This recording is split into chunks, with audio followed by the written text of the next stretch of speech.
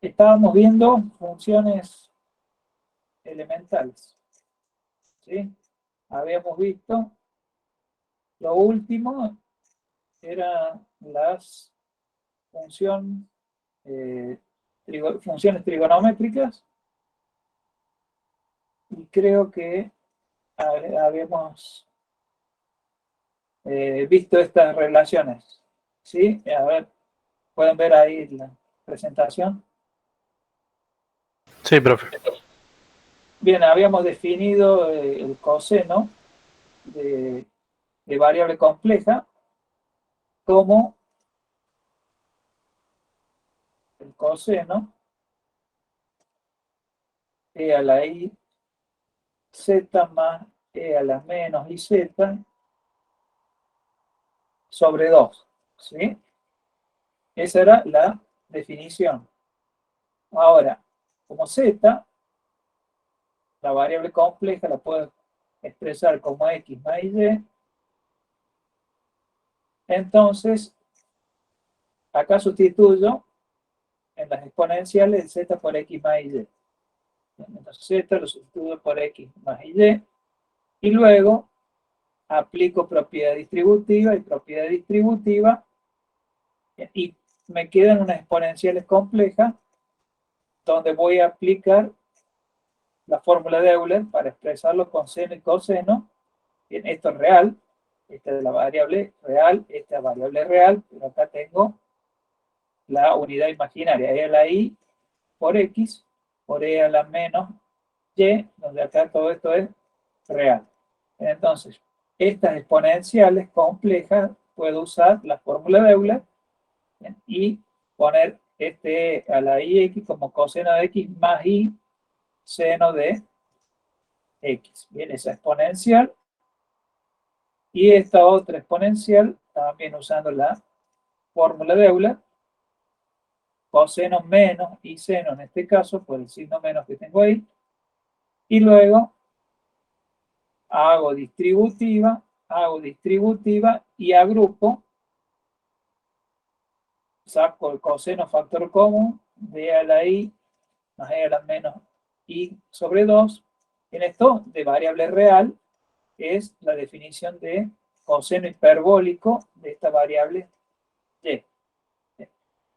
Entonces me queda coseno, factor común de e a la i más e a la menos i dividido 2, menos i seno, todo este voy a sacar factor común de e a la i menos e a la menos i dividido 2, ¿bien? Y esta es variable real, esa función de variable real es lo que se define como el seno hiperbólico. Este es el coseno hiperbólico y este es el seno hiperbólico de la variable i. ¿Bien? Y llegamos a esta relación, coseno de z igual a coseno de x por coseno hiperbólico de y menos y seno de x por seno hiperbólico de y. Y de manera similar, haciendo lo mismo partiendo de la definición de seno, ¿bien? Como el seno era e a la i z menos e a la menos i z dividido 2i, ¿sí? Y se sustituye z por x más y desarrollando se llega a esta otra relación, ¿sí? ¿Queda claro? Sí, profe. Bien, esto después se van a usar y podemos ver que estas funciones también son periódicas. Coseno es periódica de periodo 2pi, es decir, si hago coseno de z más 2pi, voy a obtener que eso va a ser igual a coseno de z, entonces este es el periodo. Y si hago coseno de z más 2pi y me da el mismo valor que coseno de z, entonces este es el periodo. Bien, lo puedo probar haciendo la definición, bien, cambiando lo que antes era la z por z más 2pi, ¿sí? En la definición del coseno cambio la z por z más 2pi. Definida en términos de las exponenciales. Bien, entonces lo que era z lo cambio por z más 2pi. Hago acá distributiva. Bien, y me queda e a la i 2pi por e a la i por z. Y acá también hago distributiva y puedo expresar bien esa exponencial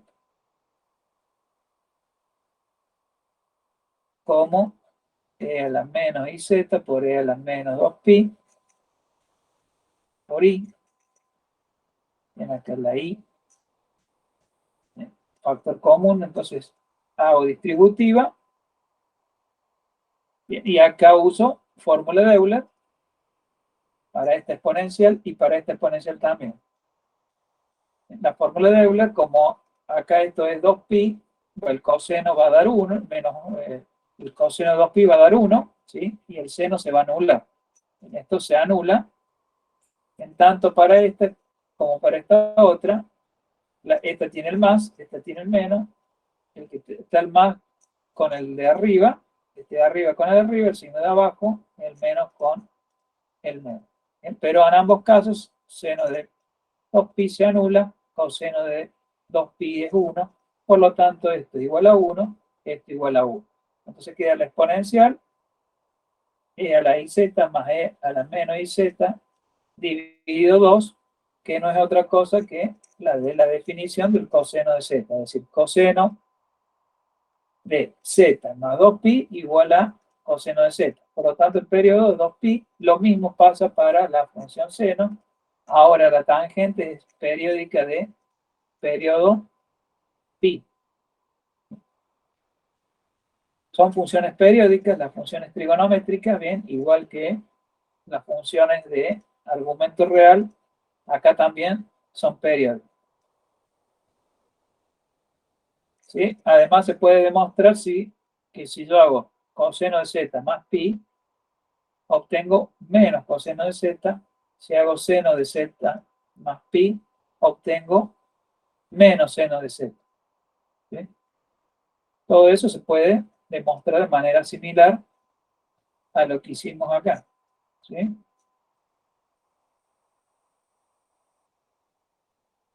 Bien, otras propiedades. ¿Qué pasa con las funciones trigonométricas de variable real? Cuando teníamos seno, bien, seno varía entre menos 1 y 1. Bien, lo mismo para el coseno, también varía entre menos 1 y 1. Bien, para variable real. Estas funciones están acotadas, ¿bien? Porque tienen variaciones entre menos 1 y 1, son funciones acotadas. Ahora, coseno de z, seno de z, no están acotadas. ¿Sí? Esto se puede ver de la siguiente manera. Usando las relaciones 5, por ejemplo, uso la 5, esta relación, ¿sí? Tengo lo que es parte real, la parte imaginaria incluye este signo, tienes la parte imaginaria, y si hago la norma de este coseno, ¿sí? La raíz cuadrada de esto al cuadrado más esto otro al cuadrado, ¿sí? Y si luego lo elevo al cuadrado, llego a esta relación. ¿Sí? Partiendo de las 5, ¿sí? Voy a sacar la norma y la voy a elevar al cuadrado. Saco la norma, ¿sí? Identifico parte real, parte imaginaria, lo elevo al cuadrado y llego a esa relación. ¿Sí? Me dice que el seno cuadrado, el cuadrado del módulo del seno es igual a seno cuadrado más seno hiperbólico al cuadrado de y. Seno de cuadrado de x más seno hiperbólico cuadrado de y. La función seno hiperbólico tiene esa gráfica. ¿Bien? Esto demuestra que la función seno, módulo, no está acotada. ¿Bien? Si bien seno varía entre menos 1 y 1, acá está elevado al cuadrado, y en esto va a variar entre 0 y 1. Eso está acotado. Pero esto no. Fíjense la gráfica, bien, de el seno hiperbólico, no es una función que está acotada. ¿Bien? Por lo tanto, saco la conclusión de que seno, y también con coseno, usando la otra, la 6, la otra, esta relación, si utilizo esto y hago el módulo, ¿bien? Lo elevo al cuadrado, llego a esta otra relación. Me indica que, como esto sí está acotado, pero esto no, entonces el coseno y el seno no están acotados. Es decir, deducimos que no están acotados en valor absoluto seno de z y coseno de z. ¿Bien? Mientras que las funciones de variable real, seno y coseno, sí están acotadas en módulo. ¿Sí? ¿Queda claro? Sí, profe. Bien, esas relaciones, y sacándole el módulo y elevando el cuadrado, se utilizan para deducir de que, como, si bien esto estará acotado, esta función no, por lo tanto, coseno y seno de variable compleja no están acotadas en valor absoluto. ¿Bien? No son funciones acotadas como las funciones seno y coseno de variable real, sí, es así. La de variable compleja, no. ¿Bien? Ahora, las identidades trigonométricas, por ejemplo, seno cuadrado de x más coseno cuadrado de x igual a 1. Si cambio la variable, ahora tomo variable compleja, se sigue cumpliendo la identidad seno cuadrado de z más coseno cuadrado de z de 2 a 1. El seno de la suma o la resta de z1 más z2, bien, son iguales. Las del coseno son iguales a las de variable real. Bien, estas identidades son iguales cambiando por la letra z, por la variable z, bien, llego a la misma. Es decir, esto se puede demostrar usando las definiciones. Por ejemplo, esta. ¿Cómo hago para llegar a esta expresión? Bueno, tomo la definición de seno en términos de las exponenciales. ¿Sí? Seno de z era e a la más iz menos e a la menos iz dividido 2i. ¿Sí? Bien, y ahora cambio ese z por z1 más z2, por ejemplo. Bien, y ese z1 será x más y1, z2 x2 más y2, y usando las exponenciales llego a este segundo miembro. ¿Bien? Es decir, como hicimos para llegar a las relaciones estas que estaban acá, estas que están acá, ¿sí? Basando en las definiciones a partir de las exponenciales, se llega a demostrar esas identidades, que son las mismas que para la variable real. Luego, ¿qué es un cero de una función? Es un valor de z para el cual la función se anula en ese valor. ¿Sí? Son los puntos z donde la función se anula. Eso se llama cero de una función. Se puede demostrar que los ceros de seno y de coseno son reales. ¿Bien? Por ejemplo, partimos de la definición. Quiero buscar los ceros de seno. Esa es la definición. El seno de z es igual a e a la iz menos e a la menos iz dividido 2i. Esa es la definición de la función seno. Quiero buscar los ceros, entonces igual a 0 y despejo los valores de z, bien, que satisfacen la ecuación. ¿Bien? Entonces tengo que despejar acá z para ver cuáles son los valores que sustituidos hacen que el seno para esos valores se anule. Entonces tomo esta ecuación y la resuelvo para z para obtener los ceros. ¿Sí? Los valores de z que hacen que el valor de la función seno se anule. Bien, este 2i uno puede multiplicar ambos miembros por 2i. Bien, este e a la iz, este es e a la menos iz, puede ser 1 sobre e a la iz.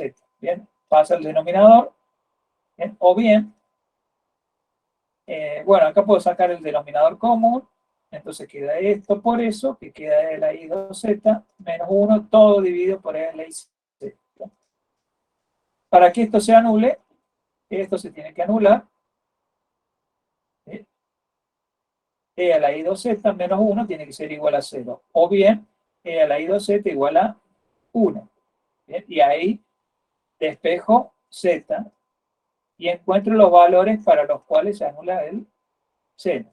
¿Bien? Esta es una forma, o podría, si llego ahí, esto se puede expresar así. Y si multiplico por e a la iz en ambos miembros, queda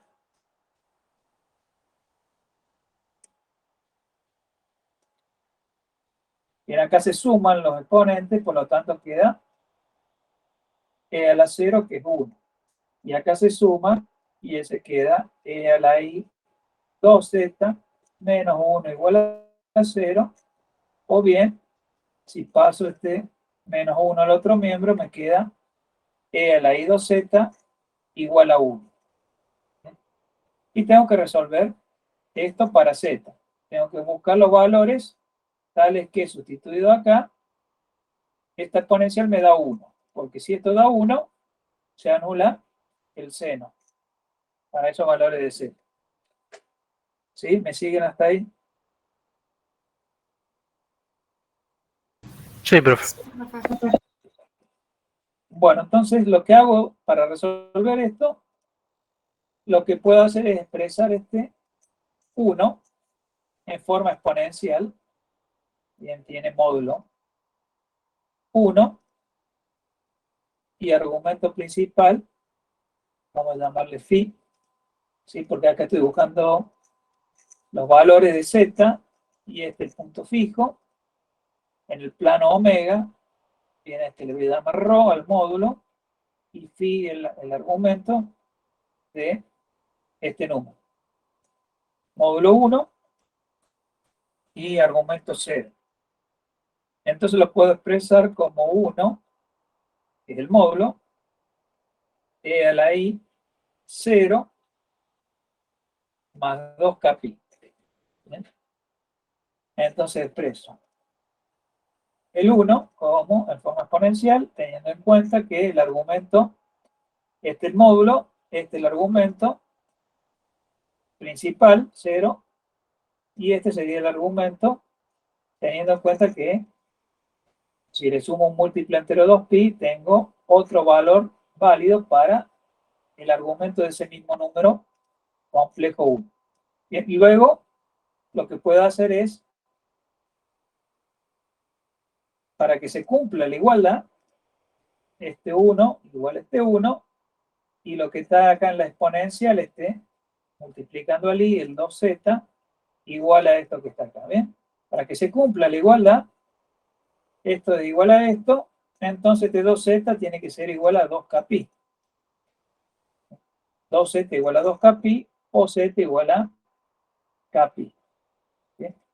Estos son los valores donde se anula el seno. ¿Bien? Seno se anula en z igual a kpi con k entero. ¿Sí? Son todos.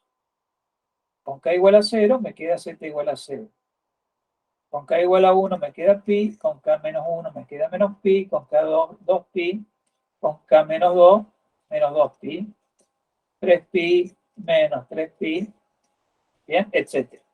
¿Sí? Los infinitos ceros están todos sobre el eje real. Los ceros de seno son todos reales. Están ubicados sobre el eje real. Bien, en estos puntos se anula el seno. Seno de 0 es 0, seno de pi es 0, seno de 2 pi 0, seno de menos pi, seno de menos 2 pi, se anula. ¿Sí? Son los ceros. Son los valores de z para los cuales la función se anula. ¿Bien? Esos serían los ceros de esta función seno. Los ceros de coseno, bueno, da igual. Parto de la definición, igualo a 0 y resuelvo esa ecuación. Multiplico por 2 en ambos miembros. Bien. Y luego resuelvo. Y llego ahora, en vez de a lo que llegué antes era e a la i2z igual a 1, ahora llego igual a menos 1. ¿Sí? En este caso, igual a menos 1. Bueno, entonces en menos 1 lo represento en forma exponencial, módulo, argumento principal, teniendo en cuenta que el argumento es multiforme, entonces le sumo el 2kpi y luego acá hay un 1, 1, 1, para que se cumpla la igualdad, esto tiene que ser igual a esto que está acá, 2z igual a pi más 2kpi, despejo el z, divido por 2, z igual a pi sobre 2 más kpi, con k entero, también los ceros del coseno son todos reales, ¿bien? Pero no están ubicados en los mismos lugares que para los del seno, ¿bien? Si bien son reales, pero son distintos. En pi sobre 2, 3pi sobre 2, menos pi sobre 2, menos 3pi sobre 2, bien, le doy los valores de k y obtengo todos los ceros de la función coseno. También son reales.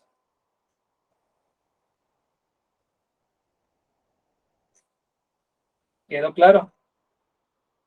Profe, Sí. este teorema entraría como demostración en el parcial. No, pues puede ser algún ejercicio que necesiten buscar los ceros de una función, el Ah, bien, bien. coseno de cero, Gracias. viene, es con más práctico que teórico. Puntos Ok, singulares profe, de gracias. los puntos singulares de tangente y secante. Bien, la tangente es seno sobre coseno. Donde se anule el coseno, tengo los puntos singulares de la tangente. ¿Y dónde se anula? En pi sobre 2 más kpi. Bien, donde están los ceros del coseno, están los puntos singulares de la tangente. Donde están los ceros del coseno, están los puntos singulares de la secante. Bien. Si tengo la cotangente, los puntos singulares, ¿cómo se define? Se define como coseno sobre seno. Es decir, los puntos singulares de la cotangente son los ceros de seno, porque donde se anula acá el denominador, bien, ahí tengo los puntos singulares para la cotangente. ¿Bien? Y el seno se anula en z igual a kpi. Ahora, tangente es seno sobre coseno. ¿Y dónde se anula el coseno? En pi sobre 2 más kpi. Entonces son las singularidades para tangente y secante. ¿Bien? Para cotangente y cosecante, los puntos singulares son donde se anula la función del denominador, que es seno. Donde se anula el seno, en los ceros del seno tengo los puntos singulares para la cotangente y la cosecante.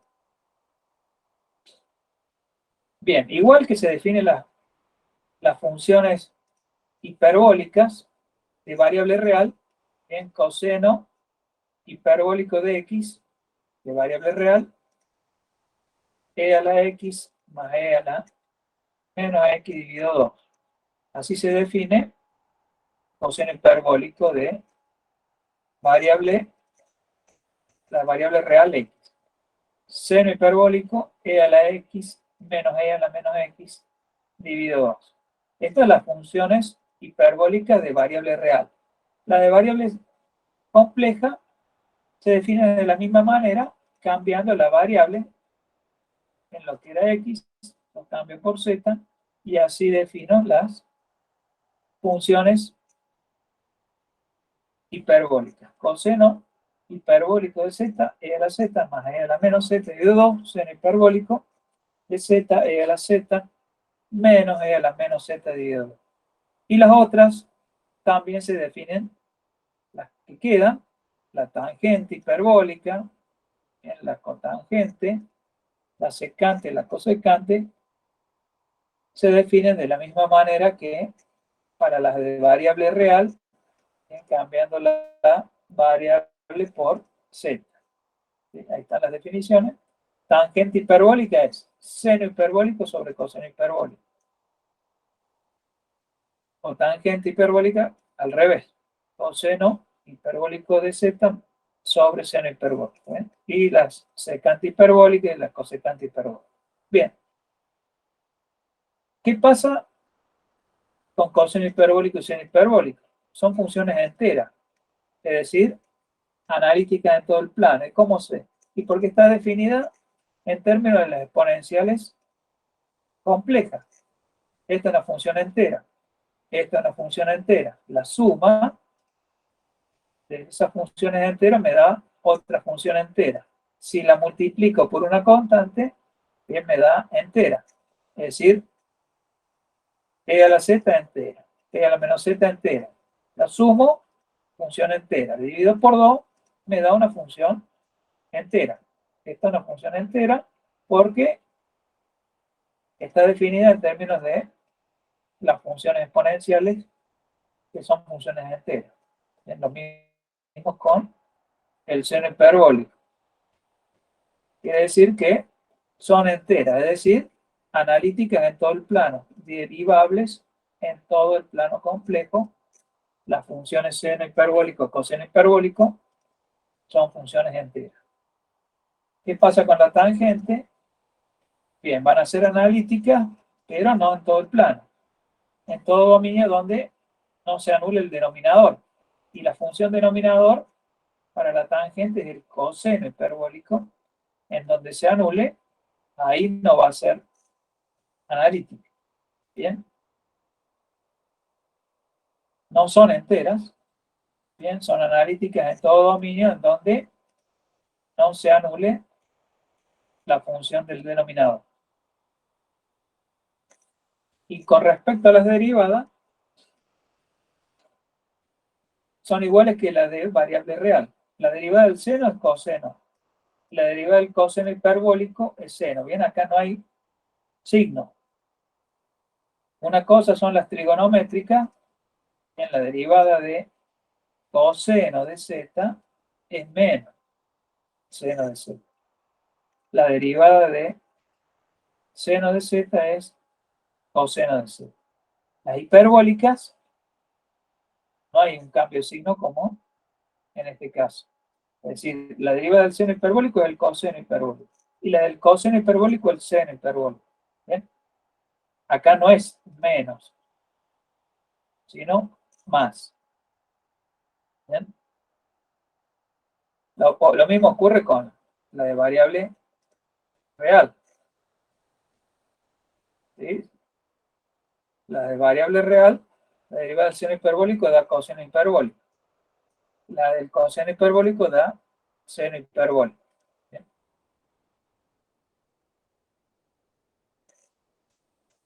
Bien, la derivada de la tangente, lo mismo, hiperbólica era secante hiperbólica cuadrada de z. Estas son las derivadas.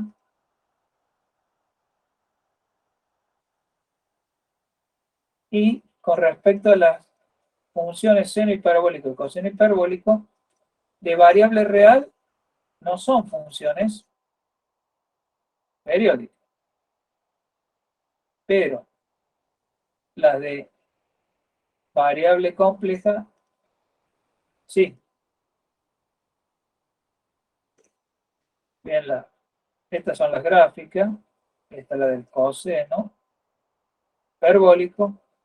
Y esta es la del seno hiperbólico de variable real. Bien, no son funciones periódicas. Esta es una función par. Esta es impar. Pero estas no son funciones periódicas. ¿Bien? Ahora, las funciones seno hiperbólico de variable compleja y coseno hiperbólico sí son periódicos. ¿Bien? Y el periodo es 2pi por i. ¿Bien? Lo puedo probar con la definición. ¿Sí? La definición a partir de las exponenciales. ¿Sí? Si yo acá le sumo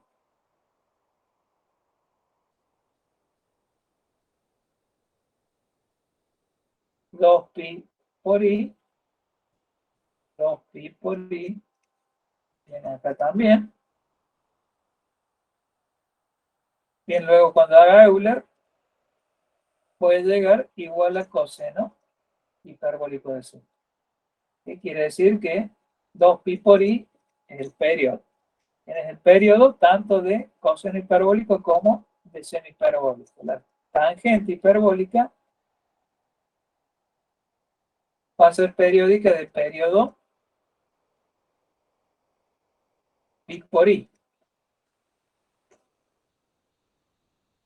2pi por i, la de seno y coseno. Tangente periódica, periodo pi por i.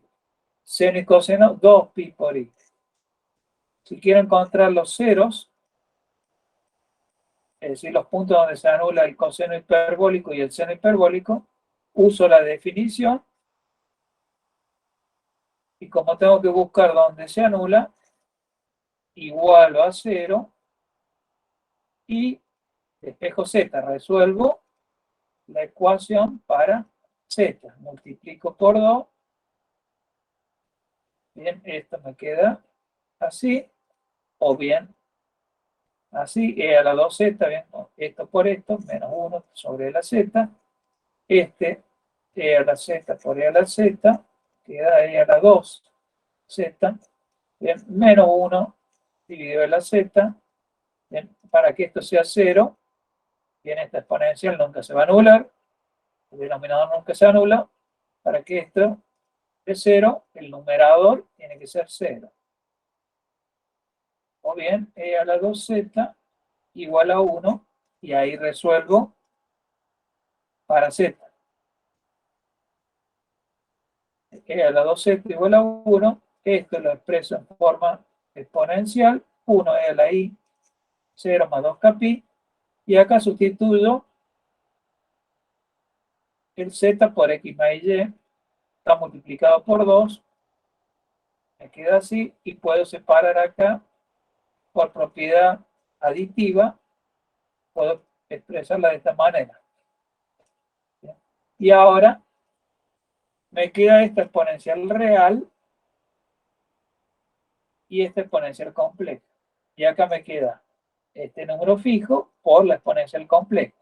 Por lo tanto, por igualdad, es decir, acá esto ya está expresado en forma exponenciales. Igualdad de complejos en forma exponencial, los módulos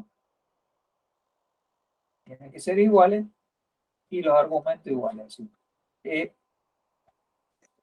A la 2x igual a 1, por un lado, y 2y igual a 2kpi. Quiere decir que y igual a k por pi y x, porque yo estoy buscando los valores de z. Entonces, busco x y y luego hago x más y. Bien, y ya está. Falta acá despejar x. Si aplico logaritmo en ambos miembros, ¿sí? Me queda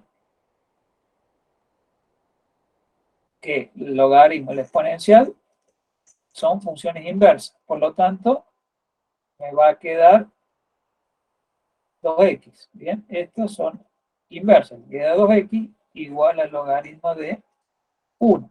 Y logaritmo de 1 es 0. Por lo tanto, x igual a 0.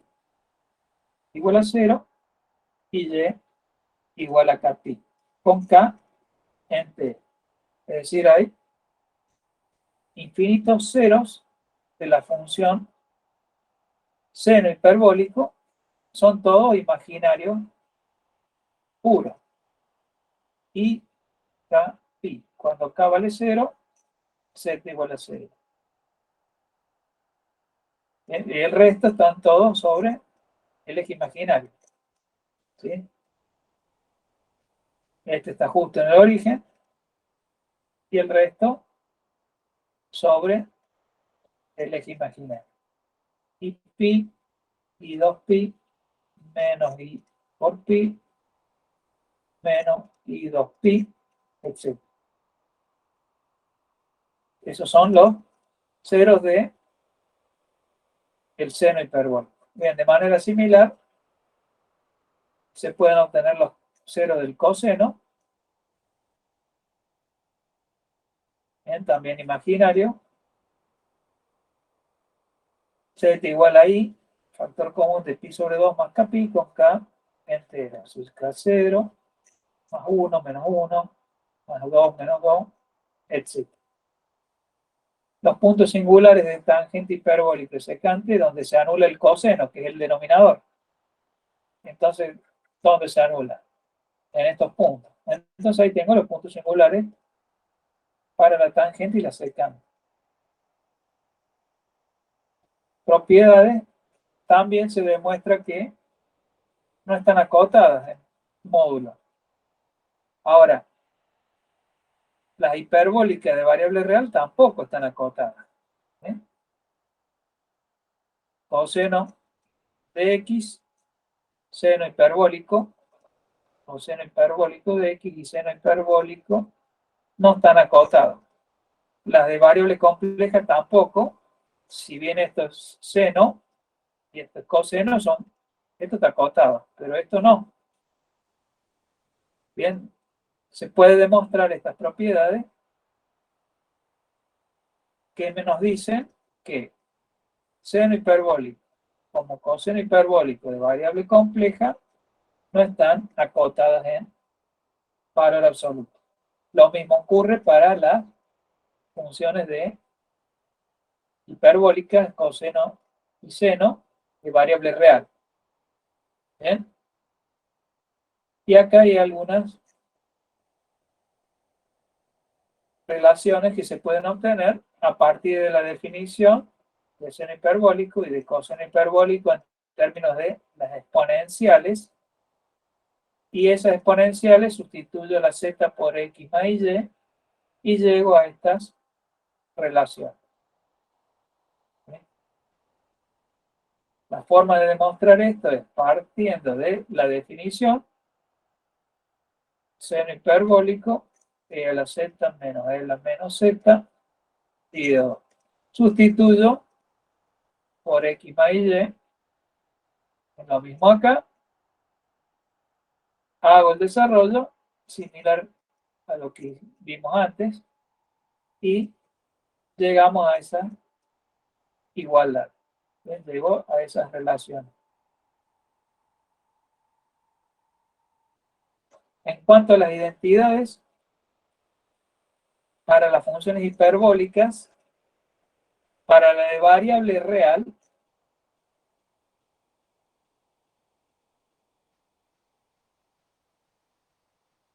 bien acá, coseno hiperbólico al cuadrado menos seno hiperbólico al cuadrado es 1.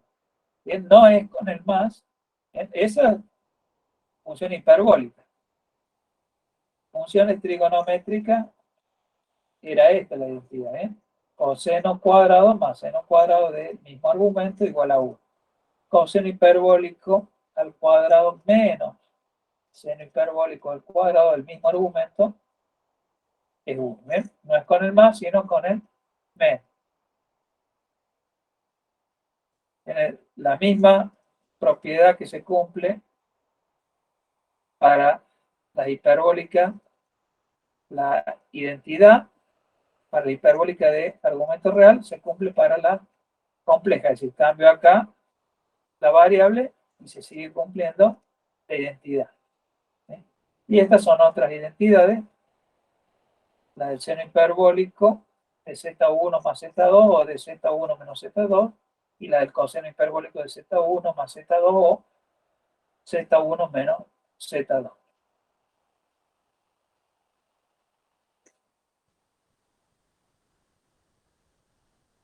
Bien, ¿me siguen hasta ahí? Sí, Sí, profe. perfecto. Bien, vamos a ver algunos ejercicios.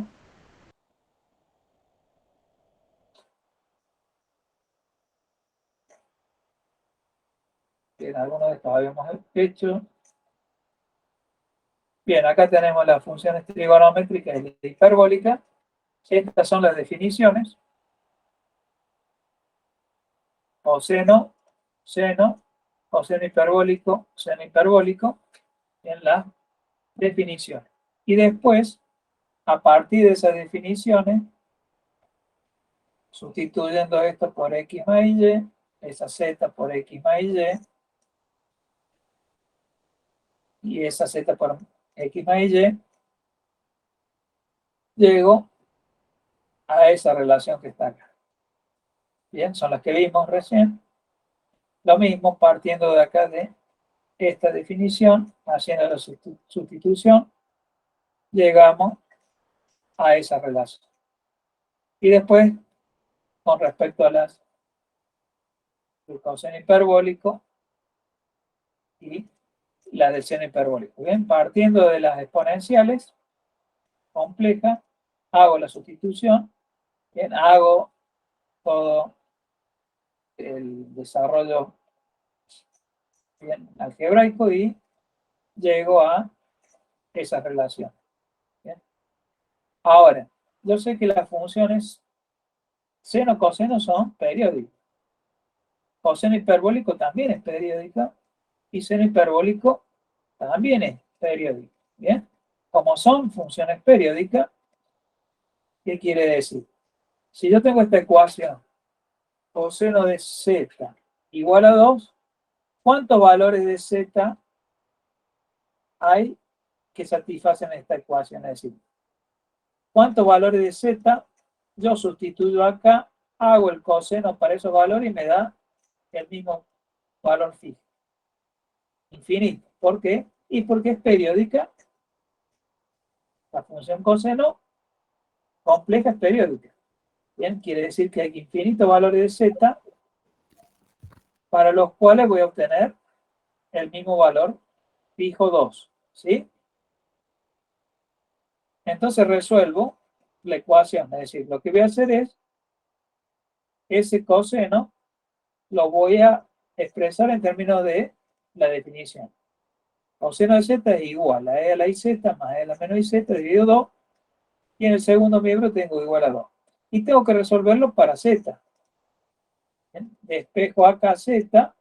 Cuando obtengo los valores de z, esos valores son los que, sustituido acá, me van a dar que el coseno para esos valores de z sea igual a 2. ¿Bien? Entonces, antes de resolver esta ecuación, me doy cuenta que acá hay infinitos valores. ¿Por qué? Y porque son funciones periódicas. ¿Bien? Entonces, este coseno, por definición, es igual a esta expresión con exponencial. Igual a 2. Bien, si multiplico por 2, desaparece acá el 2 y queda un 4 en el segundo miembro. Bien. Y ahora resuelvo esto para z. Bien, entonces, ¿cómo hago? Acá, bueno, multiplico por e a la iz. Entonces me queda e a la iz por e a la iz más e a la menos iz por e a la iz igual a 4 por e a la iz. Bien, este se suman los exponentes, tiene signo contrario, queda e a la 0 igual a 1. Y acá se suma, queda e a la i2z más 1 igual a 4e a la iz. Bien, lo que tengo acá.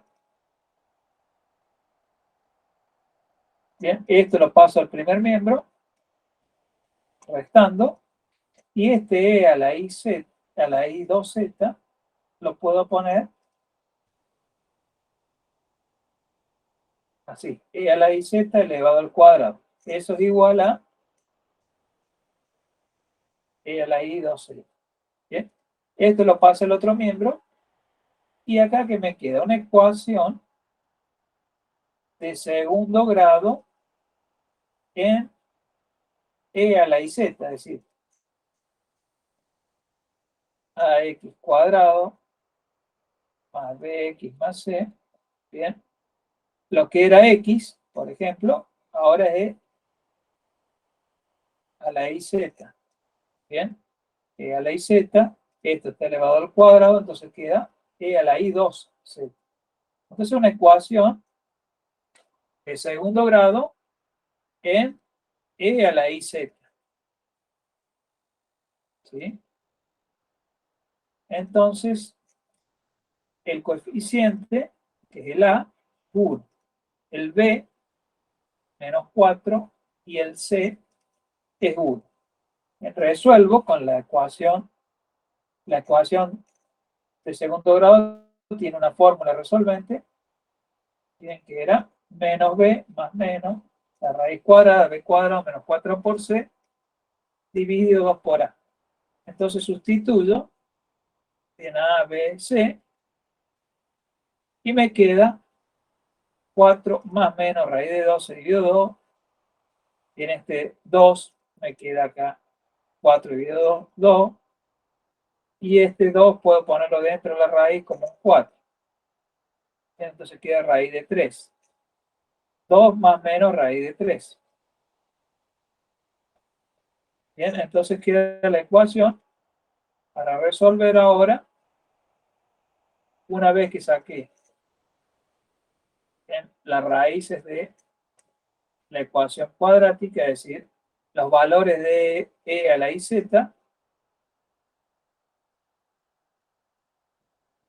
ahora quiero despejar z. Entonces, yo tengo acá dos números, uno con el más y otro con el menos. Tendría que hacerlo, bueno, resolver por un lado y por otro,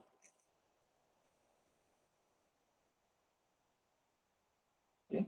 Resolver y luego tengo los valores z que satisfacen esto y los valores z que satisfacen esta otra. Bien, esos son los valores de z, ambos. Bien, ahora puedo hacerlo de una sola forma, de los dos a la vez. En vez de resolver por separado, uno para este y otro para este, puedo resolverlo los dos juntos, viendo que los dos números son reales puros, positivos, y tienen el mismo argumento que 0, lo que cambia el módulo. Entonces me queda e a la iz, donde z lo sustituyo por x más y, y en el segundo miembro expreso a ambos números en forma exponencial. Bien, como tienen en común el argumento, que es 0, ¿sí? Lo que va a cambiar es el módulo, 2 más raíz de 3 o 2 menos raíz de 3. Entonces hago una igualdad de números complejos en forma exponencial. Acá, bueno, hago distributiva, me queda e a la menos y por e a la menos y por x igual a lo que tengo en el segundo miembro. ¿Ven? Esto es 0. Y ahora, para que se cumpla la igualdad, esto que es módulo tiene que ser igual al módulo. Y esto que es argumento tiene que ser igual al argumento. Entonces saco dos valores para y, porque son dos valores distintos acá en el módulo. Entonces me da dos valores diferentes para y. Y x es igual a 2 capi. Ya tengo y, tengo x, z es x más y. Lo puedo expresar así. Y esos son todos los valores que hacen que cuando yo sustituya en el coseno, en el argumento del coseno, por esos valores, voy a obtener el mismo valor fijo 2.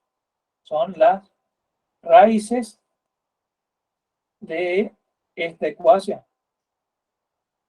¿Sí? Son todos los valores de z, tales que sustituido ahí dan 2. Y son infinitos valores diferentes porque coseno es una función de periodo 2pi, periódica, por lo tanto, hay infinitos valores. ¿Sí? ¿Quedó claro el ejemplo? Sí, profe. Bien. Acá hay otro. También. Tomo la definición. Una forma es usando la definición. Una forma de resolverlo usando la definición. Otra forma posible para resolver estas ecuaciones es usando las relaciones. ¿Bien? Una es usando las definiciones en términos de las exponenciales. Y la otra es usando estas relaciones que están acá. ¿Bien? A ver, un ejemplo.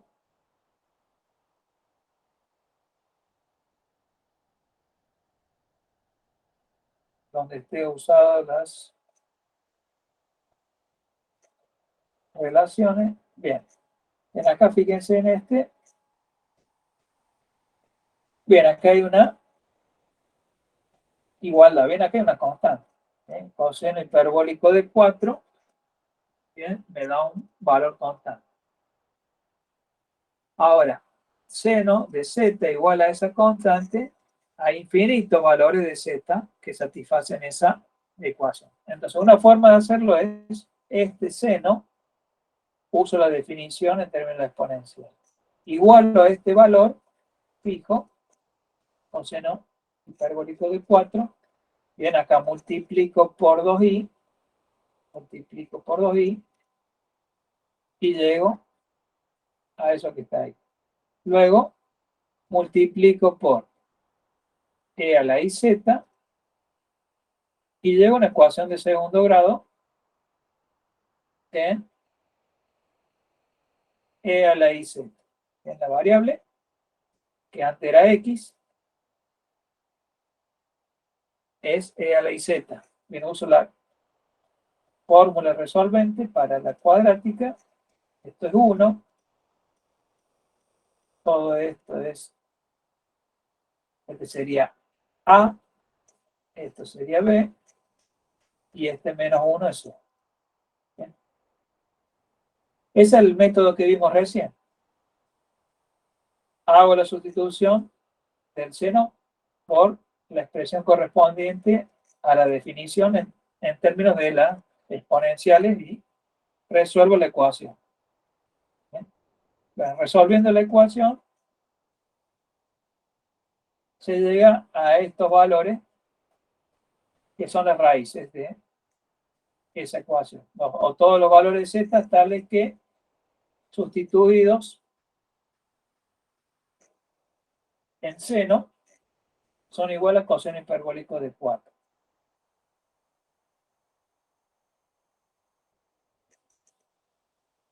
Esa es la forma que vimos en el ejemplo anterior. Ahora, la otra forma es usar la relación. Seno de z es igual a seno de x más coseno hiperbólico de y, más y por coseno de x más seno hiperbólico de y, igual a coseno hiperbólico de 4. Coseno hiperbólico de 4 es un número real puro, es decir, tiene parte imaginaria 0. Bien, lo que hago acá es igualdad de complejos en forma binómica. para que se cumpla la igualdad, la parte real tiene que ser igual a la parte real y la parte imaginaria tiene que ser igual a la parte imaginaria. Igualdad de números complejos en forma binómica. Entonces, esto que es parte real tiene que ser igual a la parte real, que es coseno hiperbólico del 4. Y esto que es parte imaginaria tiene que ser igual a 0, que es la parte imaginaria acá en el segundo miembro. Y resuelvo para X, para Y. Busco todos los pares ordenados que satisfacen esa desigualdad y luego formo el Z. Como X más Y, donde X y Y son los valores que obtengo de resolver el sistema. Bien. Fíjense que, bueno, acá en la segunda, o se anula esto o se anula esto.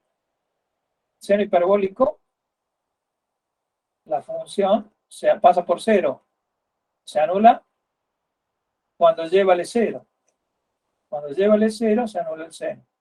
Y el coseno, hay infinitos puntos donde se anula porque es una función periódica. Este seno hiperbólico no. Se anula ahí. Bien, entonces acá, donde se anula el seno hiperbólico, ¿dónde? En I igual a 0. ¿Y dónde se anula el coseno? O el coseno se anula o el seno hiperbólico. El seno hiperbólico es I igual a 0. Y el coseno es, si tengo la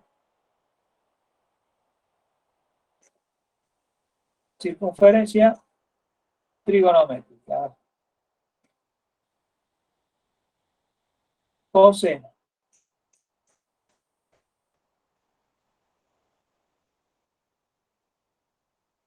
Tengo la circunferencia. Tengo un ángulo acá. Alfa. ¿Sí? Bien. La coordenada de este punto, la coordenada X es el coseno, sí. La coordenada de Y es el seno del ángulo S. Ahora, la coordenada X de este punto, cuando tengo pi sobre 2, es 0. ¿Sí? El coseno se anula en pi sobre 2 o en menos pi sobre 2. ¿Sí? Es la coordenada X del punto sobre la circunferencia trigonométrica. Es decir, se anula en pi sobre 2 en menos pi sobre 2, o si a este pi sobre 2 le sumo 2pi, también se vuelve a anular, vuelvo a estar en el mismo lugar. Es decir, más 2kpi menos pi sobre 2 o más pi sobre 2 son los dos valores que se anulan. Si a cualquiera de esos dos, pi sobre 2 o menos pi sobre 2, le sumo un entero de 2pi, acá tengo un entero de 2pi, bien, vuelvo al mismo punto, donde se va a anular también el coseno. Es decir, en estos valores se anula el coseno. Y el seno hiperbólico es igual a 0. Entonces tenemos de la segunda ecuación, o y es 0, o x es más pi sobre 2 más 2kpi, y menos pi sobre 2 más 2kpi. Eso, las condiciones para que se anule la segunda, se cumpla la segunda, pero tiene que cumplirse simultáneamente los dos. Tengo que buscar todos los pares ordenados X y donde satisface la primera y la segunda. ¿Bien? Entonces encontré los valores donde satisface la segunda. Y tengo que ver si esos valores, bien, cuáles son los valores que satisfacen la primera. Y los que satisfacen los dos a la vez son la solución. Bien. Con esto que yo empecé por 2, porque parece más fácil empezar por 2, ¿sí? Porque este producto tiene que dar un número y este otro producto da 0. Entonces es más fácil empezar por acá. Bien. Veo donde se anula esto y veo donde se anula. Bien. Ahora voy a ir con esos valores de X acá y ver qué pasa acá con los valores de i, ver qué pasa ahí, si se cumplen, si eso satisfacen también la 1. Empiezo con i igual a 0. Voy a la ecuación 1. Seno de x, coseno hiperbólico de y, donde y lo sustituyo por 0. Igual a coseno hiperbólico de 4. Coseno hiperbólico, una función par. De 4 me da aproximadamente 27,32. Ahora, menos 4 también me va a dar el mismo valor porque es una función par. Esto da positivo 27,32 aproximadamente. ¿Sí? Ahora, ¿qué pasa si i vale 0 en la 1? Fíjense que coseno de 0 queda 1. Multiplicado por seno tiene que dar coseno de hiperbólico de 4, que es 27. Pero ¿qué pasa? Esto es 1 y esto varía entre menos 1 y 1. Nunca puede dar este número, por lo tanto esto no corresponde. Si bien y satisface la ecuación 2, y igual a 0, satisface 2, no puede satisfacer 1, ¿bien? Porque este seno, cualquiera sea el argumento, me va a dar un valor entre menos 1 y 1. Multiplicado por 1 nunca va a llegar a 27,32. Imposible que se cumpla esto, dado que este seno varía entre menos 1 y 1. Por lo tanto, voy a descartar este igual a 0. ¿Bien? Y me quedan los valores de x. Ahora, voy con esos valores a la ecuación 1. ¿Bien? ¿De dónde salieron? De la 2. Entonces voy a la 1. Sustituyo este coseno hiperbólico, tiene un valor mínimo que es 1, cuando vale 0. Coseno hiperbólico de 0 es 1. Y luego toma valores mayores a 1. Mayor o igual que 1. Es decir, los valores que toma el coseno hiperbólico son mayor o igual que 1. Y el seno, en donde se anula el coseno, estos son los valores donde se anula el coseno. ¿Qué pasa con el seno? Da más menos 1 para esos valores. ¿Sí? Ahora, esto es positivo. Esto es positivo. Y esto puede ser más 1 o menos 1. Por lo tanto, tengo que descartar los valores que hacen que esto sea negativo. Porque si es negativo, nunca va a dar ese producto, ese número. Entonces me quedo con los valores que da más 1. Y son aquellos donde este signo no va. Si es menos pi sobre 2, fíjense que acá da menos 1. Si es pi sobre 2, da 1 el seno. Entonces descarto este menos. Descarto dos cosas. Uno, el i igual a 0, y de x me quedo con pi sobre 2 más 2kp. Bien, el que tiene el signo menos no, porque no satisface la ecuación 1. Bien, luego me quedo con el más, entonces esto queda igual a 1, esto va a ser mayor o igual que 1, y hay dos valores de i que satisfacen. Si esto es 1, por coseno hiperbólico de y, igual a coseno hiperbólico de 4, hay dos valores porque es una función par. Bien, entonces hay dos valores que me van a dar el mismo valor, ¿sí? Porque es una función par. Entonces i tiene dos valores. Con 4 y menos 4 me da ese mismo valor. Bien, porque es una función par. Bien, llego a la conclusión de que x pi sobre 2 más 2kpi y y más 4 o menos 4. Bien, entonces tiro pi sobre 2 más 2kpi con k que pertenece a entero más i más 4 y menos 4. ¿Sí? Son los valores de z son todos los valores de z que hacen que, sustituido acá en el argumento del seno, me va a dar este valor. ¿Sí?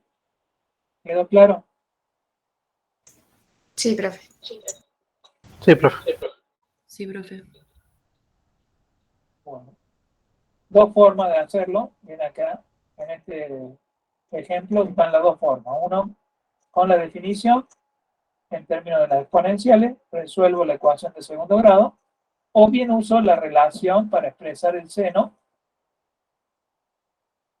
y ahí tenemos la otra forma, usando la relación esta, bien, y igualando los números complejos en forma binómica. Resuelvo el sistema y llego a que estos son los valores.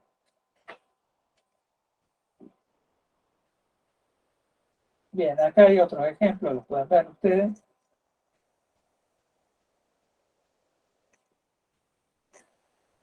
Y vamos a seguir con las funciones elementales. Bien, veíamos la exponencial, bien, las trigonométricas, las hiperbólicas. Bien, vamos a ver la función logaritmo. La motivación para definir la función logaritmo es resolver esta ecuación para omega, no para z, sino para omega. Supongamos que estamos en lo real. Bien, supongamos omega real, z real, son reales. ¿Cómo hago para obtener los valores de omega? ¿Qué hago? Aplico logaritmo. ¿Sí? Logaritmo exponencial son funciones inversas. Bien, entonces omega igual al logaritmo de z. Esto suponiendo los reales, ¿no? En realidad son complejos.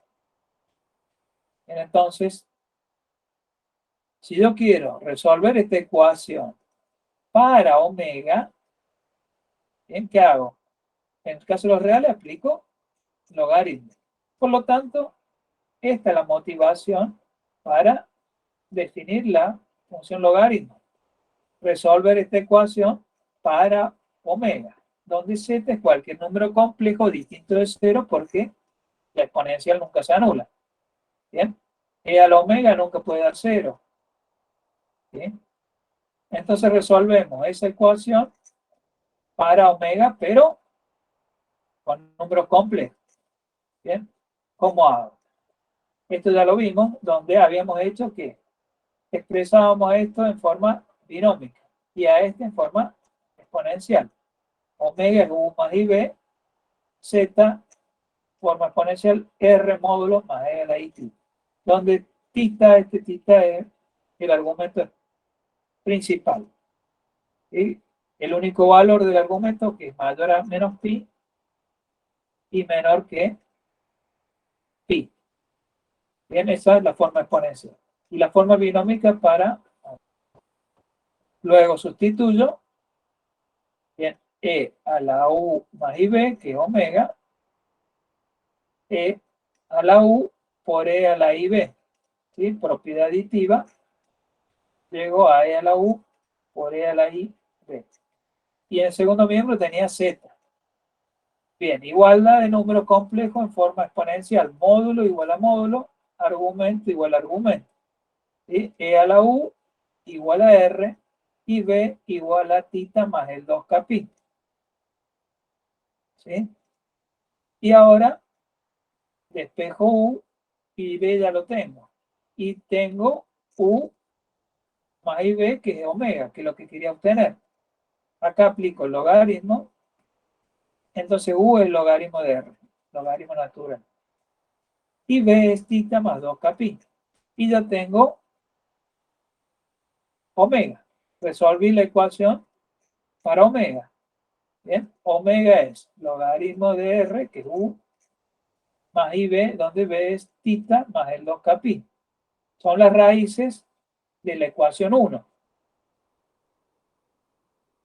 Bien, entonces esto es lo que omega es igual a logaritmo de R más I tita más 2K pi. Entonces esto lo uso para definir la función logaritmo de variable compleja z. Es decir, todo esto sería el logaritmo de z. Logaritmo de z sería logaritmo de R más I tita más 2K pi. Bien, ¿cómo era si esto era reales? Bien, omega era igual a logaritmo de z. ¿Sí? Entonces omega es logaritmo de z. Entonces todo esto lo voy a llamar el logaritmo de z. Pero en vez de poner logaritmo natural, pongo log. Es el logaritmo natural. Sería el logaritmo natural de z. Pero pongo log para distinguirlo del logaritmo natural de un número real. ¿Sí? Porque cuando digo logaritmo de un número, y lo escribo así como log, por ejemplo, log de 2, ¿sí? Eso es el logaritmo natural de 2, pero le pongo la palabra log para distinguirlo del logaritmo natural de un número real, porque acá este lo estoy tomando como un número complejo, ¿sí? Entonces si pongo logaritmo natural de 2, entonces yo voy a quedarme con ese valor solamente. Cuando el logaritmo de un número complejo tiene infinitos valores. ¿Bien? Entonces, para distinguirlo, el logaritmo natural del número real, uso log. ¿Bien? Aunque sé que es logaritmo natural. Profe, Trata del logaritmo natural, sí. disculpe, o sea, usamos log para diferenciar, pero sigue siendo en base E, vendría a ser. Claro. De una, gracias. Bien, porque si yo pongo logaritmo natural 2, entonces bueno, ponen el número. Pero yo me estoy refiriendo al logaritmo natural del número complejo 2, que tiene infinitos valores. Yo acá veo que esto va a tener infinitos valores. Es decir, esto que está acá, lo voy a usar como motivación para definir la función logaritmo complejo. Y yo quiero resolver esta ecuación para los complejos, pero para omega. ¿Sí? Entonces, en los reales, si fuese reales, aplico logaritmo. Entonces acá también.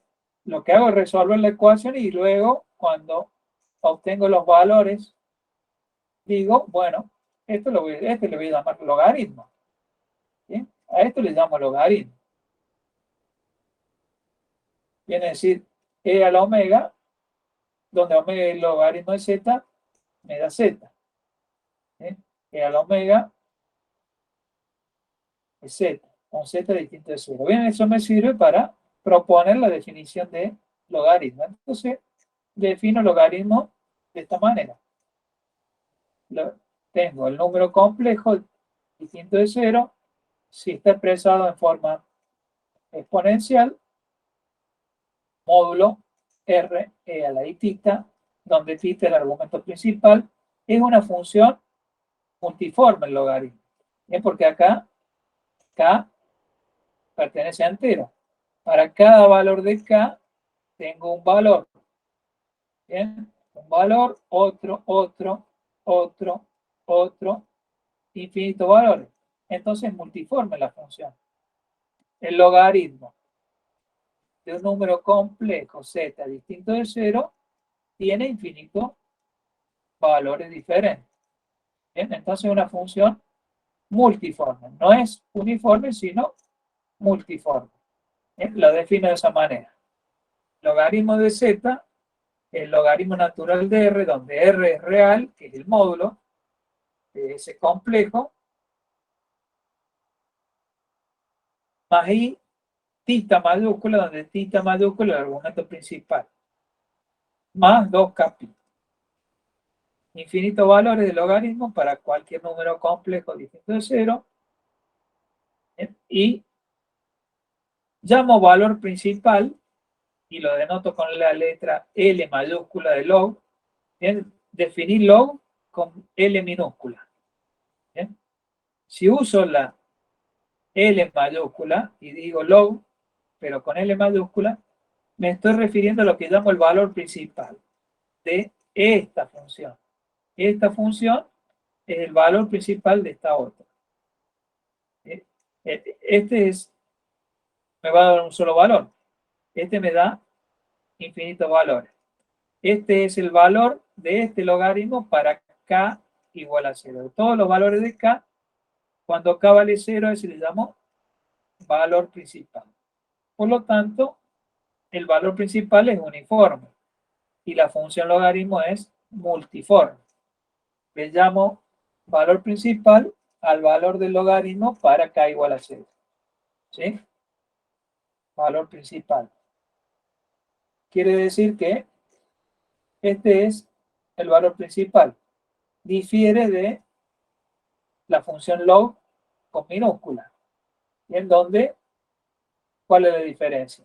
Que acá le agrego el 2kπ. Por lo tanto, si hago distributiva, quiere decir que el logaritmo con minúscula es igual a log con mayúscula de z más i 2kπ. ¿Bien?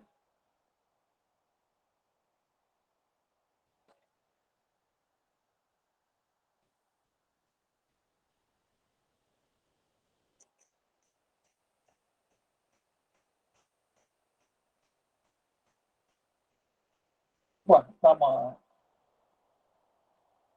hacemos un recreo.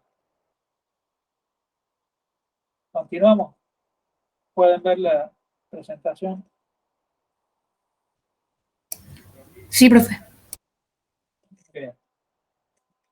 Bien, habíamos visto la función logaritmo de un número complejo. Era una función multiforme. ¿Bien? Para z distinto de 0, ¿bien? Es una función multiforme. Bien, dado un número z distinto de 0, la función logaritmo es logaritmo natural de r, donde tenemos el número complejo en forma exponencial, donde el argumento es el argumento principal, θ es el argumento principal.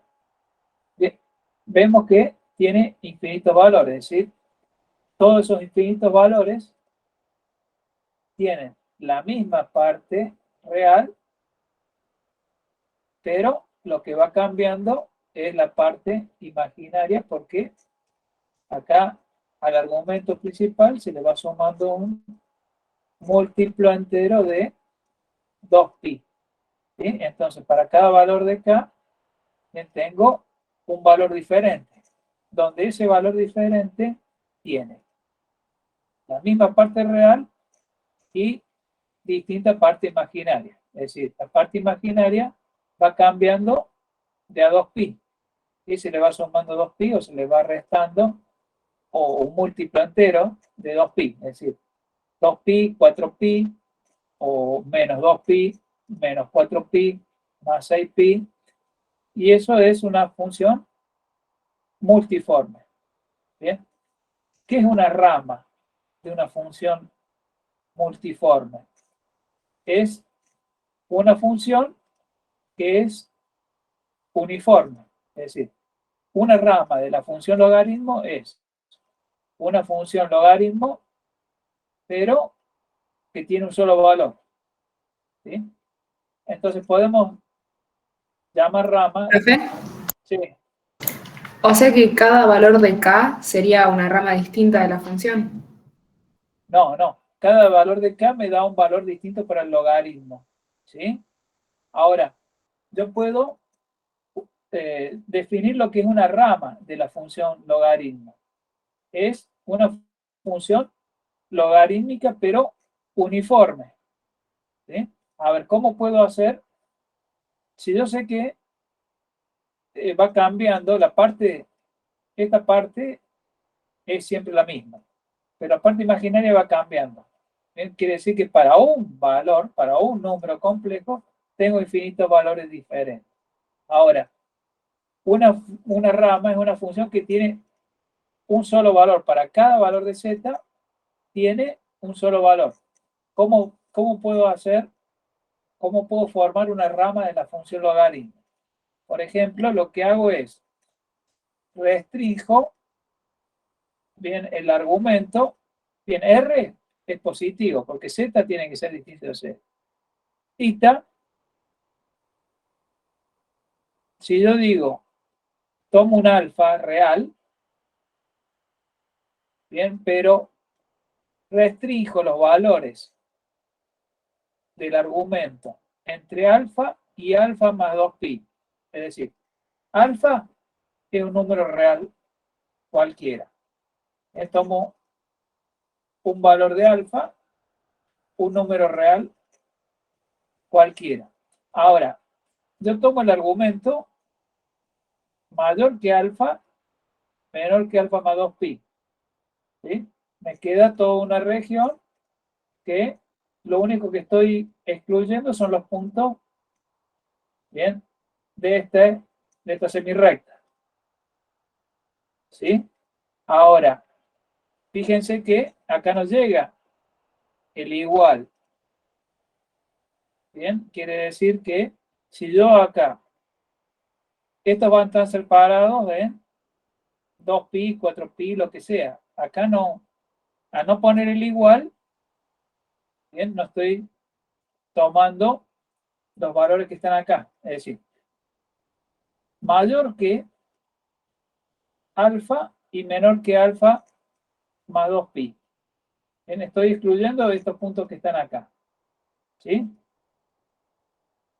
Con lo cual, el rango no supera el 2pi. Por lo tanto, al acotar el argumento dentro de estos valores, voy a tener un solo valor. ¿Sí? Acá están separados la parte imaginaria en un múltiplo de 2pi. ¿Bien? Entonces acá, si yo acoto así, la función logaritmo, pero ahora con tita, este sería tita. ¿Sí? Tita mayúscula, que es el argumento principal, más el 2kpi. ¿Sí? Ahora, si yo le doy los valores de k, esto tiene infinitos valores. Pero si yo este argumento, en vez de tomarlo como tita más el 2kpi, digo que tita es mayor que alfa, menor que alfa más 2pi, donde alfa es un número real, entonces la función ahora, logaritmo de z igual logaritmo de r más i tita, pero tita que cumpla con esta condición. Entonces esto va a tener para cada valor de z, en donde el argumento cumple con esta condición, un único valor. ¿Sí? A eso se le llama rama de la función logaritmo. Es una función que tiene para cada valor de z un único valor. ¿Sí?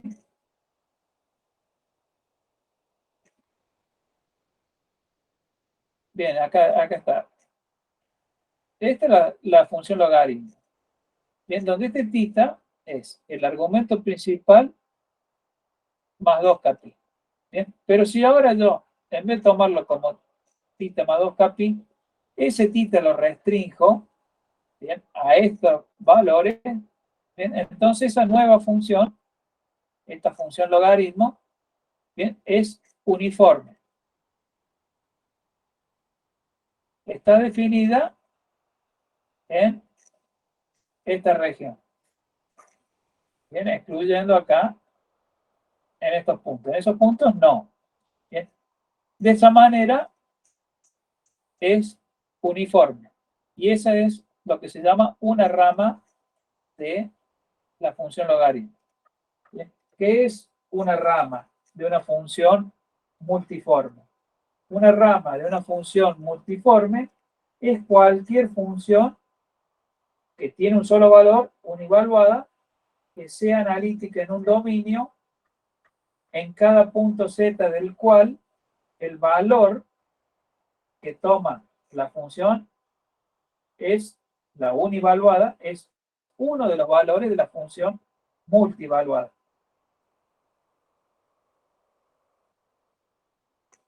Entonces, esta es la función que definimos como una rama, es una función uniforme.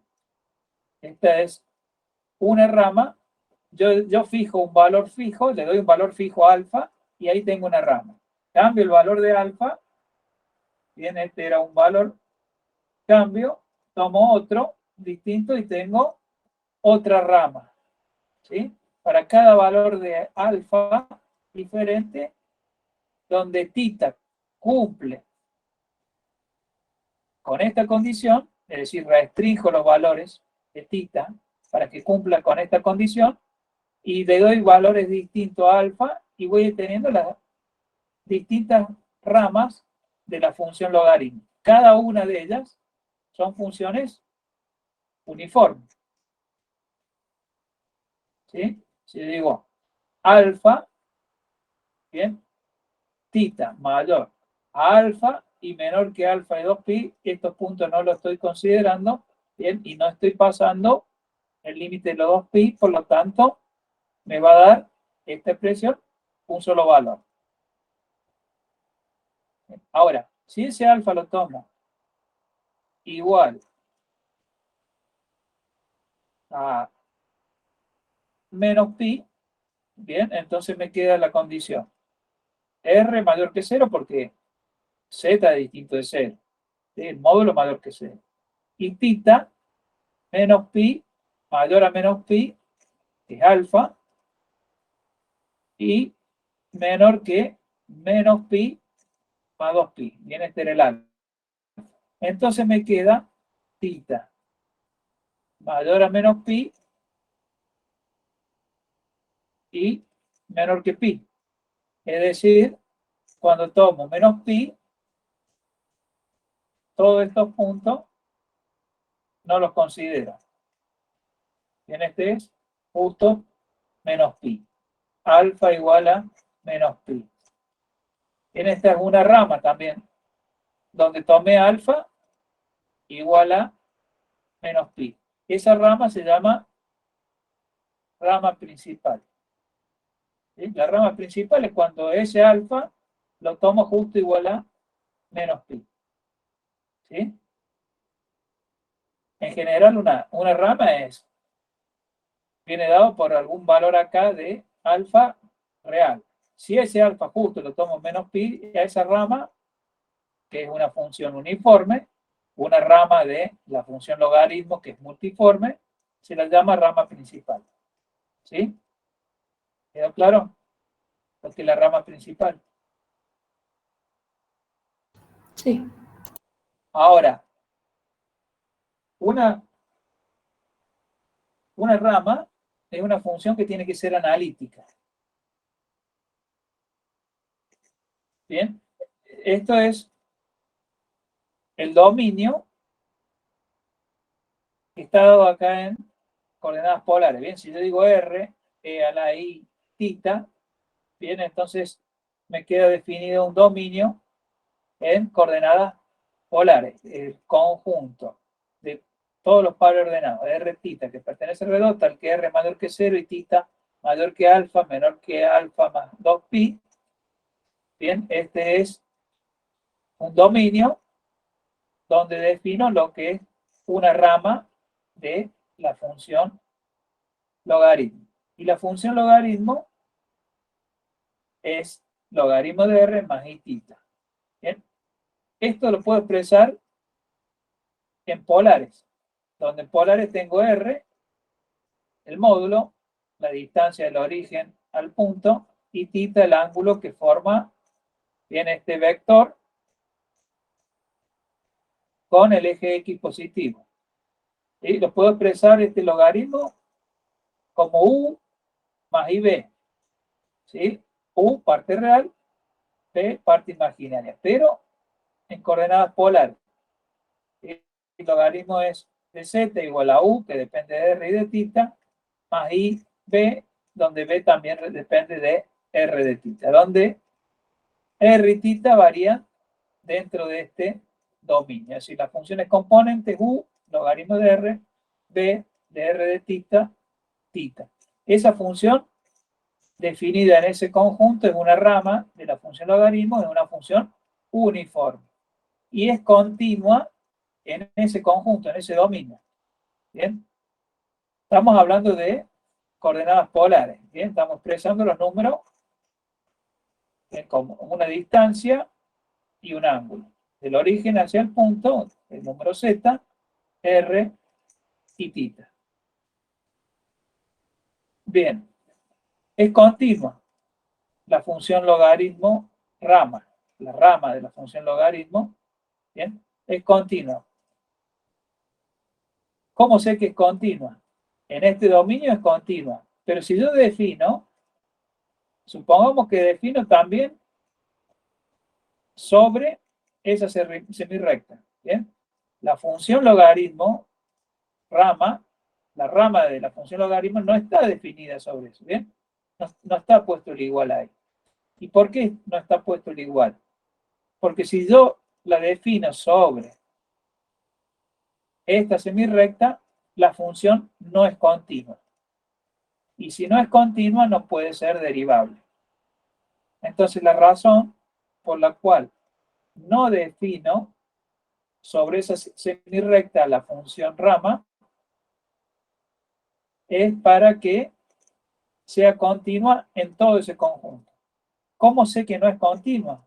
Si yo la defino ahí, sobre esa semirrecta, la función no es continua. ¿Bien? ¿Cómo puedo hacer? Tengo u y b como función de r y de θ. Si yo me acerco, si yo la quiero definir, si yo la definiera sobre esta semirrecta, ¿bien? Y si yo me acerco a este punto, siguiendo una trayectoria de acá circular, supongamos un punto acá z0 definido sobre esa semirrecta, y me voy a acercar por esta trayectoria y por esta trayectoria. ¿Sí? Un número complejo acá, cercano a este, z0, tiene un ángulo mayor a alfa. Y este es alfa, este ángulo es mayor a alfa. Y si me acerco por acá, este ángulo, ¿bien? No es menor a alfa. ¿Sí? Este que está acá es mayor. Me acerco así. Y me acerco así por otra trayectoria.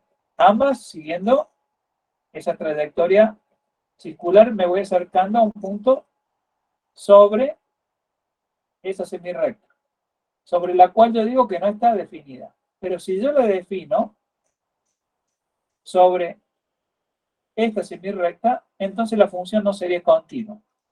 ¿Bien? ¿Por qué? Porque si yo me acerco así y me acerco así, los límites, bien, no me dan iguales.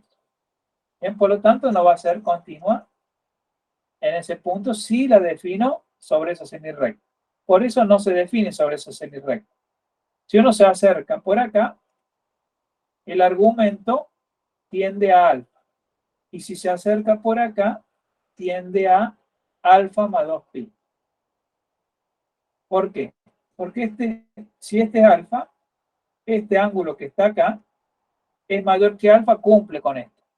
Este que está acá, yo me acerco por acá, este no es mayor a alfa, menor a alfa que 2pi. Es decir, ¿cómo lo tengo que medir este para que cumpla esta condición? Tengo que medirlo así, sería mayor a alfa, bien, porque si yo lo tomo así y este es el alfa, bien, este ángulo no es mayor que alfa, es menor que alfa. Entonces tiene que cumplir con esto. Entonces lo tengo que medir así. Este ángulo es mayor a alfa y menor que alfa más 2pi. Si a ese le sumo 2pi, estoy justo ahí. Por lo tanto, si me acerco así, el argumento tiende a alfa. Y si me acerco así, tiende a alfa más 2pi. Quiere decir que el argumento pega un salto, la diferencia viniendo de acá o de acá sería, si me acerco así, alfa más 2pi. Si me acerco así, es alfa. Entonces el delta es 2pi. Es decir, pega un salto de 2pi. Por lo tanto, es discontinuo. Bien, acá está hecho siguiendo esta trayectoria. Esto es decir, una circunferencia. Me acerco acá al Z0, que está sobre esta semirrecta. Este es alfa. Me acerco así. Bien, si me acerco así, el argumento tiende a alfa. Y si me acerco así, tiende a alfa más 2pi. Por lo tanto, cuando hago trayectoria 1, el logaritmo, el límite cuando z tiende a z0, bien, siguiendo la trayectoria 2, es igual el logaritmo del módulo, eso sí, me da lo mismo, me acerco así, el módulo da R0. Me acerco así, el argumento, si yo me acerco así, alfa más 2pi. Siguiendo la otra trayectoria, bien, esta parte da lo mismo, el logaritmo de R es igual al logaritmo de R0, ambos da lo mismo. En cambio, si me acerco por la otra trayectoria, esto tiende a alfa, y acá a alfa más 2pi. Esto es distinto. Hay un salto de 2pi. Por lo tanto, si yo defino sobre esta semirrecta, bien, entonces la función no es continua. Y si no es continua, no va a poder ser derivable.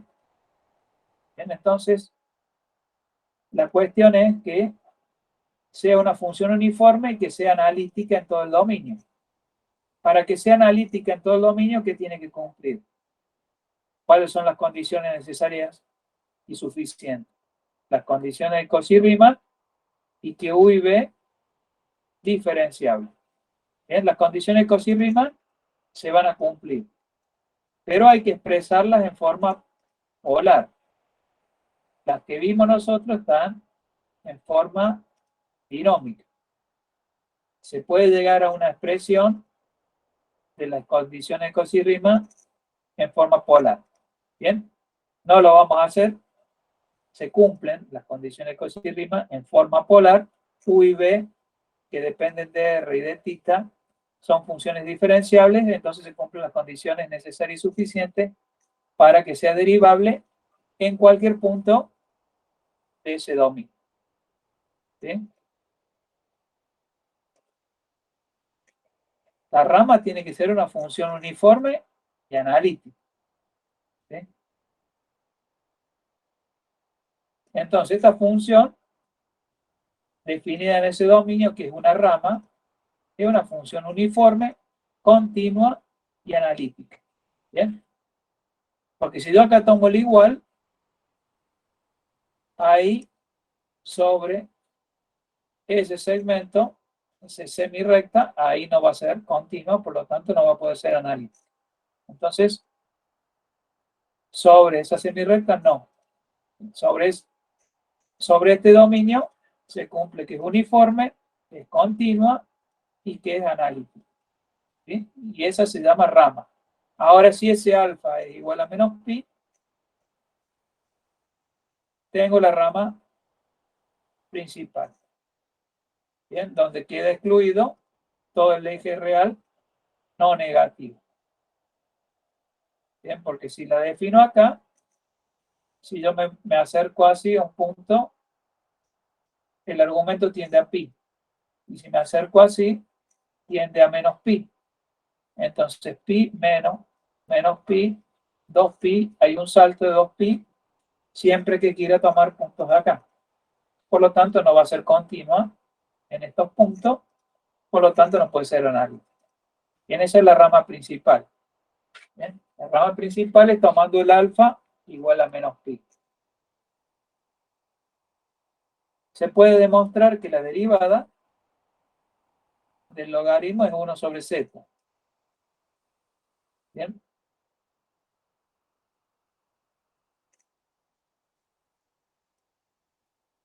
Bueno, no sé si quedó claro. Acá está el logaritmo, este es el logaritmo principal, 1 sobre z.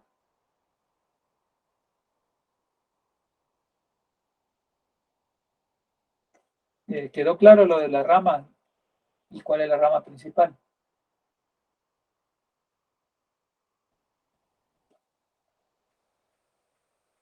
Sí, profe. Sí, sí.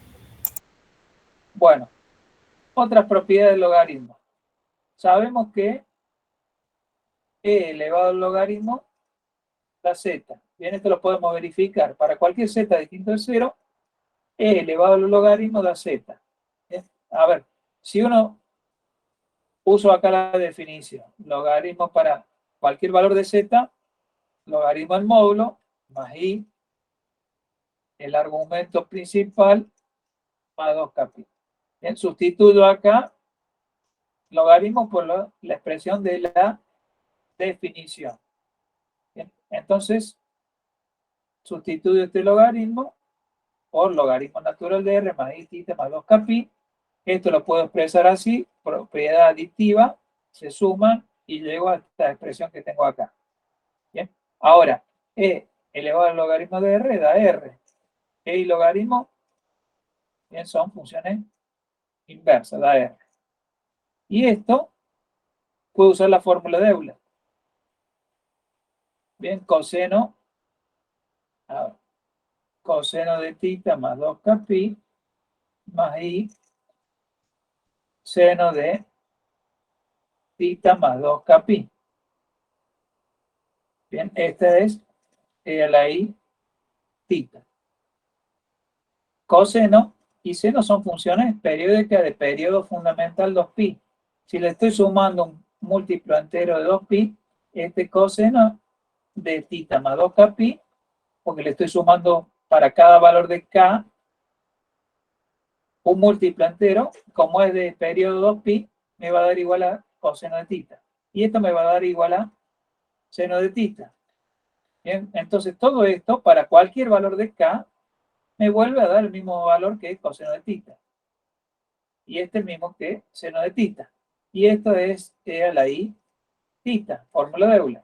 Bien, entonces, esto, como es un múltiplo entero de 2π, que es el periodo fundamental del coseno y del seno, diciendo que esto se puede expresar de esta manera, bien, entonces igual a la i θ.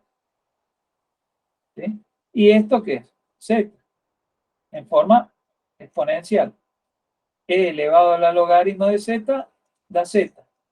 ¿Sí? Verificamos que e elevado al logaritmo de z da z. ¿Sí? Ahora, logaritmo de e a la z no necesariamente va a dar z. ¿Sí? E elevado al logaritmo de z da z, pero logaritmo de e a la z no tiene por qué dar z, eso lo podemos ver. Es decir, es cierto que e a la logaritmo de z da z, pero no es cierto que el logaritmo de e a la z también me dé z. ¿Sí? Vamos a ver que no son inversas entre sí, pero podemos hacer que sean inversas. A ver, el logaritmo de e a la z tiene infinitos valores. A ver, el logaritmo de e es el logaritmo de la exponencial, el logaritmo del módulo. ¿Sí? Teníamos logaritmo de z es el logaritmo del módulo más i, el argumento, ¿bien?, de z. ¿Sí? Esa es la definición de logaritmo. Si acá pongo la función exponencial, entonces acá tengo el módulo de la función exponencial y el argumento de la función exponencial. El logaritmo del módulo sería de e a la z. ¿Cuál es el módulo de e a la z? Cuando veíamos la función exponencial, e a la z tenía como módulo e a la x. ¿Sí? Y el argumento aquí era igual. Ahí más 2kπ. Cuando definíamos la función exponencial, luego veíamos que el módulo es e a la x. Y el argumento y más 2kπ. Y entonces el argumento y más 2kπ, el módulo e a la x, logaritmo exponencial, funciones inversas, entonces me da x. Y acá me queda y más 2kπ. Con lo cual, si acá hago distributiva, me queda esto que queda x. Y esto, y más y, más y 2kπ. Y esto es z. Por lo tanto, el logaritmo de a la z da z más y por 2kπ. Es decir, no da z, sino z más y 2kπ. Para si yo quiero que el logaritmo y la función exponencial sean funciones inversas, ¿qué tengo que acá? Tomar el valor de k igual a 0. Para que sean funciones inversas, bien, tendría que tomar el valor de k es 0, entonces el logaritmo de a la z, siempre que elija el valor de k igual a 0. Bien, entonces tenemos, por un lado, e a la logaritmo de z da z. Pero logaritmo de la z no da z, sino da z más y 2kπ. Si yo quiero que sean funciones inversas, tendré que tomar el valor de k igual a 0. ¿Sí? Por lo tanto, si quiero que la exponencia y el logaritmo sean inversas entre sí, deberé elegir el valor de k igual a 0. ¿Sí?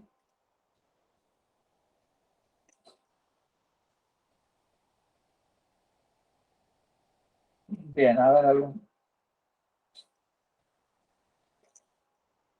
Bueno, ¿quedó claro lo de exponencia y logaritmo? Sí, profe.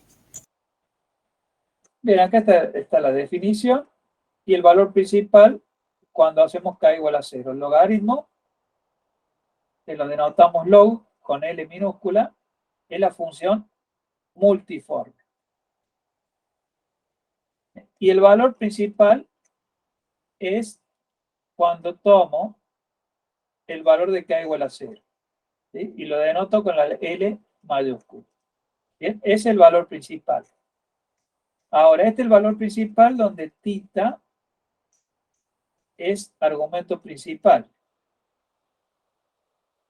¿Sí? Ahora, esto es valor principal. Y logaritmo igual al logaritmo de r más i θ, pero ahora con θ menos pi y pi sin tomar el igual, esto es rama principal. La diferencia entre la rama principal y el valor principal es que el valor principal es el valor del logaritmo para k igual a 0. Pero el θ, bien, es entre menos pi y pi con el igual, porque este es el argumento principal. Bien. Ahora, la rama principal tiene que ser analítica. Y para que sea analítica, tengo que excluir los puntos del eje real no positivo. ¿Sí? Porque si yo defino acá el ángulo para los puntos que están acá, pega un salto de 2pi y no es continua. Y si no es continua, no puede ser derivable. Ahora, si yo no defino acá, en el resto de los puntos es continua y es derivable y es analítica. Esa es la rama principal. ¿Sí? El valor principal es el valor del logaritmo para k igual a 0. Pero el valor de θ es el argumento principal. Quiere decir que estoy incluyendo estos puntos que están acá para el valor principal. Una cosa es el valor principal y otra es la rama principal. En la rama principal acá voy a sacar el igual, ¿bien? Porque necesito que sea una función analítica. Uniforme y analítica. Bien, logaritmo de 1. Si yo hubiese puesto así, entonces ustedes dirían eso da 0. Logaritmo natural de 1 es 0. Por eso escribo log. ¿Para qué? Para considerar que este número es un número complejo. Por lo tanto, estoy haciendo el logaritmo de un número complejo para no confundirlo con el logaritmo natural de un número real. Bien, si yo hubiese puesto el logaritmo de 1, ustedes ponen 0. Y en realidad esto tiene infinitos valores. ¿Sí? Es el logaritmo del módulo, que es 1, y el argumento principal es 0. Logaritmo de r más i tita más 2k. Bien, esto da 0. Y esto queda i 2k. Por lo tanto, el logaritmo de 1 es i 2k. El valor principal, con k igual a 0, ese es 0. Bien, pero acá hay infinitos valores distintos de 0. El logaritmo de 1, el valor principal es 0, pero luego tengo otros valores que son todos distintos de 0. ¿Sí? Si tomo, acá dice logaritmo, pero con mayúscula. Bien, valor principal. Acá está pidiendo el logaritmo de 1. La función multiforme para un punto tiene infinito valor. Y acá me tiene que dar un solo valor, que es el valor para k igual a 0. Bien, calculo el logaritmo de menos 1. Una vez que tengo la expresión, hago k igual a 0 y obtengo el valor principal. Entonces, logaritmo de menos 1. Tomo el menos 1, tiene módulo 1, y argumento principal pi. Bien, R1, argumento principal pi. Aplico, bien, la definición, le tendría que sumar el 2k pi. Pero ¿cómo es? Valor principal, bien, sería logaritmo de menos 1, queda logaritmo de 1, que es 0, más i pi más 2k pi. Cuando le doy el valor de k igual a 0, obtengo i pi, el valor principal, y lo denoto con la L mayor. La i pi. I pi, el valor principal del logaritmo. ¿Sí? ¿Quedó claro la diferencia entre logaritmo con minúscula y logaritmo con mayúscula? Sí, profe.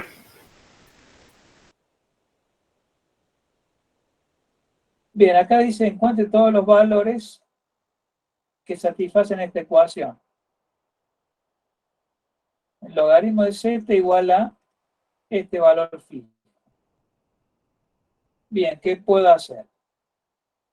Aplicar exponencial y sé que voy a obtener el valor de z. E a la logaritmo de z da z. Entonces, para encontrar los valores de z, tales que sustituido acá en el logaritmo da este valor fijo, aplico exponencial en ambos miembros. ¿Sí? Aplico exponencial y en el primer miembro me queda z. Y en el segundo me queda ese número que lo puedo poner así, e a la 1, e a la i. Bien, y acá puedo hacer Euler. Esto queda e por esto que es coseno de 2pi sobre 3 más i seno de. Bien, acá apliqué el Euler para esa exponencial. ¿Sí? Multiplicado por ese e. Bien, este coseno menos 1/2, este seno de este ángulo, raíz de 3 sobre 2. ¿Bien? Aplico distributivo y me queda en forma binómica, hay un solo valor que satisface esa ecuación. ¿Sí? Es este valor.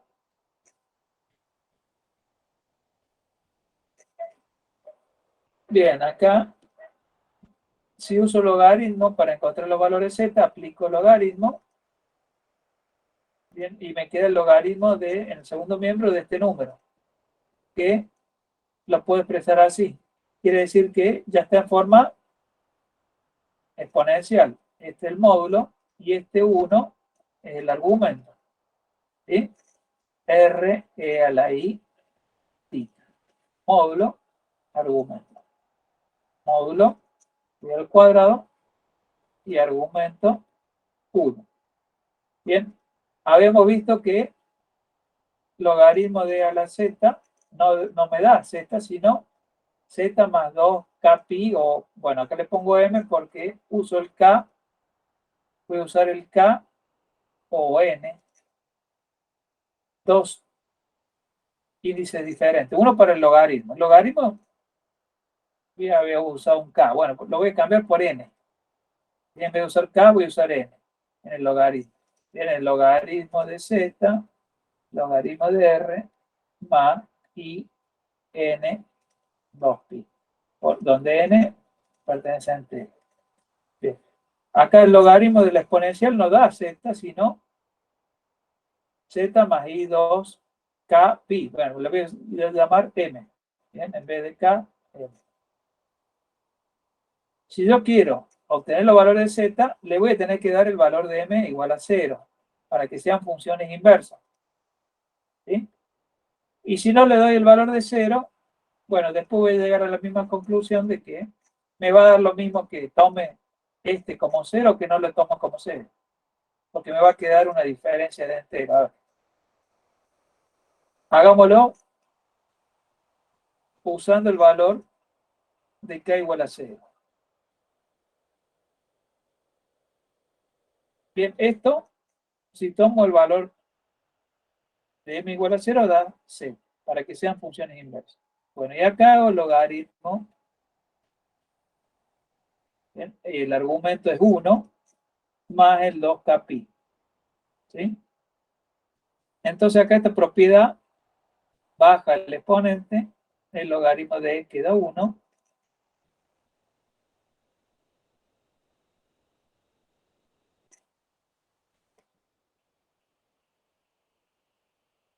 Entonces z queda 2 más i 1 más 2k pi, con k que pertenece a n.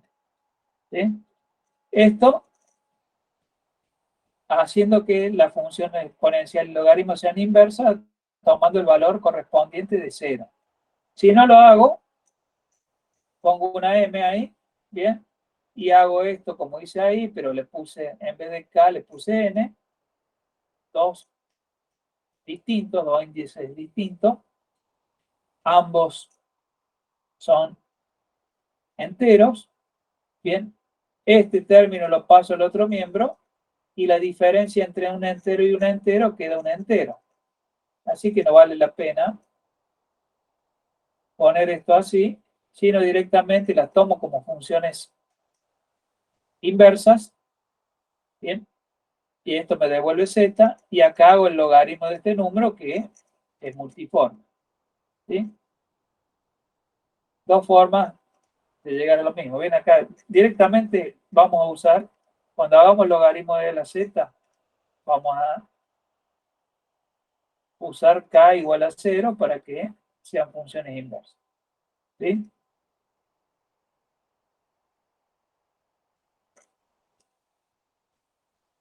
Bueno, vamos a dejar acá por